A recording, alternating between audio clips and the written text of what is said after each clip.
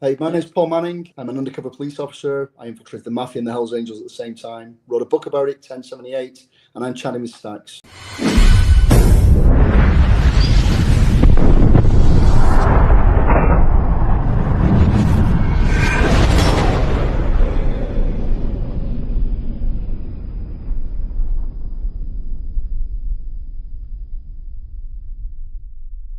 Welcome to this episode of Chatting with Staxx. I'm your host, Bill Staxx, and today I got Paul. I didn't trust the cover team because of what happened. And in hindsight, that officer, I mean, it's come up a couple of times. That officer may well have been drunk because they're all drinking on duty, it turns out. And that's probably why he didn't get out of the car, because you get out of the car when you're drunk and shoot somebody, and there's an investigation, and you go to jail yourself for murder. So I got back to the debrief. I was like a bear with a sore head. One of the sergeants from the OPP said, "Where's the effect of? Did you hurt anyone?" And I just snapped and I went, "Who gives a fuck?" And he's like, "Well, I need to know if somebody got hurt. We need to have an investigation, because it's a use of force. I'm an on-duty police officer." Well, they tried to kill you. They tried to kill you. Well, they ended up in jail anyway. They shot a guy in the back of the head with a shotgun. He survived. I met his mum. Nice kid. Shouldn't have been shot. Nothing to do with the drug world or anything like that. Just a mistaken identity. And then they murdered a kid a 17-year-old up in Waterdown at a hotel. He owed the money for drugs, and they beat him with a lampshade, and then they put a bullet in his head, and then put a couple in his stomach. And they went down for murder for that. And then when he was in jail, they killed his roommates as well. Wow. There's somebody I've never seen it be. Even with we did that with a serial killer in Camden, and I booked him in as a sergeant, and even he had emotive signs behind his eyes. This guy was just glass. This guy was just a shark.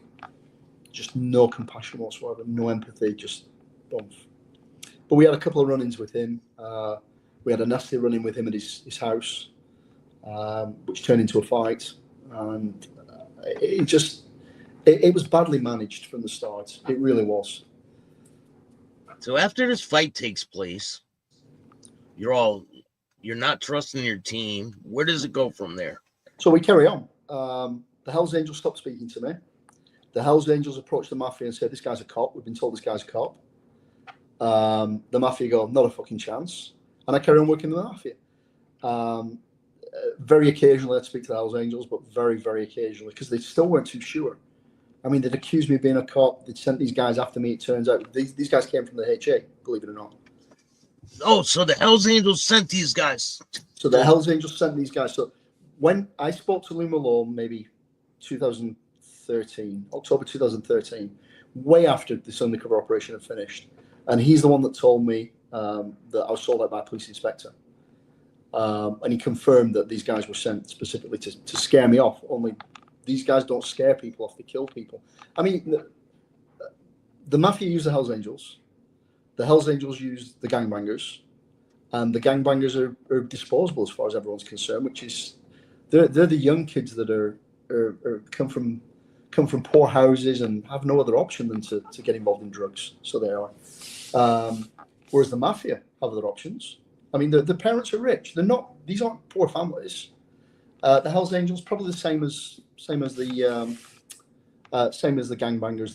They come from poorer neighborhoods or poorer families, and they find themselves in a place where they want the nice things that the kids on the street have got.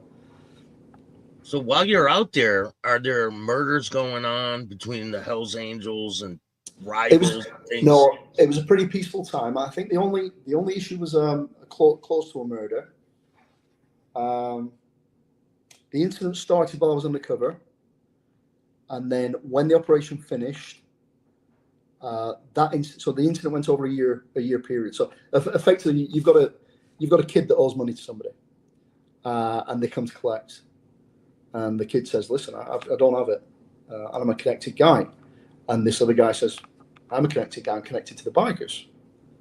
So this kid goes, "Oh fuck no, I don't believe you." He says, "Yeah, I'm connected to the bikers." So this kid goes to the Hells Angels, some of who he knows. I says, "Listen, this guy's using your name. He's dropping your names." So the Hells Angels find this guy and beat the living crap out of him. Only he's not talking about the Hells Angels. He's talking about Satan's Choice. Now, Satan's Choice at the time was run by a guy called Mert Rourke, tough guy. However, probably the toughest guy in Hamilton, the exception of Kenny Robertson, Kenny Murdoch was a guy called Johnny K9, and Johnny was a wrestler and a Saints Choice Sergeant at Arms and all these other things. He was in the movies. He wrestled with Hulk Hogan. This was a big guy. This was a guy that was once sent to collect a debt, and when the debtor refused, he held him down and slapped him in the face with his penis until he agreed to pay the debt. What? Oh, yeah. Johnny was a character. So K9 and Mert Rourke walked into a full Hells Angels clubhouse and lost the shit. They lost the shit. Who the fuck do you think you are? Why are you touching this guy? It's nothing to do with you. Get it sorted. So the Hells Angels are effectively ordered by Satan's Choice to go and murder this kid that gave up the other guy. So it turned into a bit of a nightmare. Well, I'm at home. I don't know this guy. There's a knock at the door. It's this guy. And he's saying, listen, I know who you are. I know what you did. These guys are going to kill me. And I'm like, go to the cop shop. Go to what are you doing at my front door? Go to the police station. I can't go to the cops. They'll kill me for that. So what do you want me to do? He said, you just have to stop them from killing me. So I phoned up Lou Malone. And I said, listen, you can't touch this guy. I know about it now. I'm going to put an intelligence report on. You can't kill him. Don't know what you're talking about. Okay, Lou. Well, you've been talking. Who's Lou Malone? Lou Malone was the biker from the start, the one I infiltrated. Oh, yeah. He hated me. He absolutely hated me, and I don't blame him, to be honest. But I said, you can't kill this kid. We know now. It's as simple as that. And I thought that was the end of it. And they got him, and they stabbed him several times, and they beat the shit out of him. And I phone up again and go, what the fuck? And he goes, we didn't kill him. And that was the attitude. That was the mentality. They didn't kill him. This guy, if they killed him, then there's an investigation. He's a victim. If they don't kill him, he's not going to give anything to the cops. He's not going to tell the cops what happened. So these people are. I don't think people realize how dangerous they can become. They see the films, they see the TV shows, but the reality that's pretty dark. It's pretty dangerous.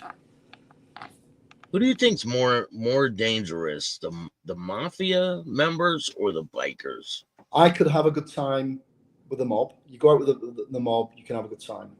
Okay, it very rarely goes wrong. I think one night it went crazy wrong, and people got hurt, and the shootings, and that was just a mess. But that was a birthday, so I'll give them that. The Hells Angels, they'll just grab somebody and stab them for the sake of it. That ends an operation. That's the operation's done, because that's something you've got to report. That's something you've got to arrest on, and yeah, the Hells Angels are probably the most dangerous because they lack the same sensibility as the mob. The Mafia they keep things pretty close to the chest. It's harder to get information out of them than the HA. Do you think that's because they drink and like? Oh no, the mob drank. No, I'm talking about the bikers. Do you think it's because they partied and? No, they all drank a big coke. Even the mob guys did too. Oh, please. Oh, they were. I've seen them so wasted. Bumping. This is how I used to get a lot of offences on these guys, because what they do is come on, fit with 20 in, and then they go and get $100 worth of cocaine. Then we go back to my place because it was local, it was right above the bar, and we'd all do a line, and then they'd do a rail, and then they'd be bumping all night. Would you do one too? No, God, no, please. So what would you do? Knock it on the floor? I'd go last, and I'd wet the. You know what? It doesn't matter, because it's a technique that's still used. So no, I wouldn't do it, but I had a method for collecting it, and then I bag it. And by the time the only concern I had was if they ever tried to test me. That was always in the back of my mind, that they just give me baking powder, and I go, yeah, good stuff. But yeah, I'd go in the bathroom. I'd have baggies in the bathroom. I'd evidence it. I'd put them in different locations throughout the house. If I got them with different people, so that I could go back and say, this came off this character, this came off this character, for evidential purposes. So it can never be confused in court. And yeah, I'd take them back, and then the handler would put them all in the same bag, and I'm like, oh, that's that for them, because it gets to court. I'm not telling a lie to say this came from this person. But no, I had a method. It was pretty It was pretty simple, but it worked every single time. So I'm going to say, anyone who went upstairs with me, I had them on Schedule 1. I had them on coke, supplying, trafficking. Yeah. You know what? It's a simple little offence. My views on drugs have changed over the past 30 years. Why is that? Because we've not changed anything. Nothing's got better. What have we done? We've just incarcerated people repeatedly for using drugs. And usually it's people of colour that are using drugs, or it's poor people. So I'm starting to think that perhaps it's not a war on drugs, it's a war on poverty or race, or maybe. For me, legalise it all. All the money you spend fighting the war on drugs, put into rehabilitation and education, and because sooner or later, all these guys want off it. All of them. They all want away from that life. Or they're gonna die while they do it. Or they're going to die while they're doing it, and that's sad. Because it is with a mob, they're there because they're taught to be there from a young age. The fathers teach them, this is what you do, this is how you find an undercover officer, this is how you find an informant, this is how you behave. You don't talk like that, you talk this way. This is how you fold your money. It's that specific. And their goal is to make these guys wise guys, that get them the button to get them made. Whereas with the Hells Angels, they all fall into it. They start hanging around with it. There's a lot of hang up. I don't know whether you've got any history with the Hells Angels, or you obviously spoke to some in the past. I've spoke to quite a few. Yeah, I interviewed a lot of them. Yeah, so people love the Hells Angels for some reason. Generality, people love the Hells Angels, and you've got a lot of hang-arounds that will never be a prospect, that will never be a Hells Angel, but they let them hang around. They let them stay. They let them party with them, and they let them buy them drinks, and they let them go and get them drugs and women and all these things. And so there's a certain romanticism with the HA as well. But by far, the answer to the question is that the Hells Angels are the most dangerous when it comes to partying. The Mafia, they're going to sit down and talk about killing you. The Hells Angels are just going to do it and worry about it afterwards. So can you walk me through that shooting with the Mafia? Which one? The one that you said that was a party. No, so it was just a crazy night. It was a birthday of one of the guys. We go into a bar, we go into another bar, we end up in a third bar. We're in the third bar, one of the guys is coked out of his head. I mean, he's just been bumping and bumping and bumping. And he's not even hiding it, he's just doing it in open. He just doesn't care anymore.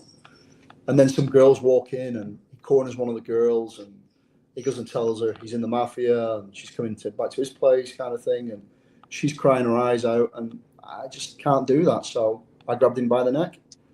I threw him about a bit. I told her to leave with her friends. She left. I go outside on the patio. I'm pissed. I'm really pissed. I go outside on the patio. He doesn't come to me. He goes to another wise guy. And the wise guy comes to me. And he says, yeah, you can't put your hands on a made guy. I'm like, you're supposed to die for that. You're supposed to die. No. I'm not in the fucking Mafia. Yeah, but if anybody puts their hands on a made guy, they're supposed to. Don't care. I don't care. You disrespect a woman, I don't give a fuck. So he put me in a position where when this other wise guy came over and he told me this, I said, yeah, you need to go fuck yourself. I make my own decisions on who I put my hands on. And he died there. That was it. But when we're talking, there's a traffic accident right in front of us, and the guy that gets out is another wise guy that we know. So he's shouting and screaming at the guy that he's running to the back of. And then I'm watching that. Not 30 seconds later, I turn around, and the second wise guy's gone into an argument with a woman. And she said, where's the effect of I'd never fuck you in a million years? And goes to walk off with her friends. And you can just see the rage in his face. And she's maybe 60 yards down the road. She's on the sidewalk. And he just charges down and punches her in the back of the head and knocks her clean out. And then carries on running. And I'm like, oh my God, it's going crazy. It was his birthday as well. It's going crazy. So I decide I'm out. That tonight somebody's going to die. I don't want to be there for it. I'm out. So I don't even make my excuses. I just disappear. And I'm walking down the road and I'm ready to get my phone out. And I always remember this because I turn the road onto Barton Street. And there's a black guy coming up called Andrew Briscoe. Used to be a drug dealer. Lennox Lewis's cousin. This guy can look after himself. Okay, he used to train with Lewis in Brixton down in London. He can really look after himself. And I saw him punch a guy one day, And 25 minutes later, the guy was still in the same place on the floor, just didn't move.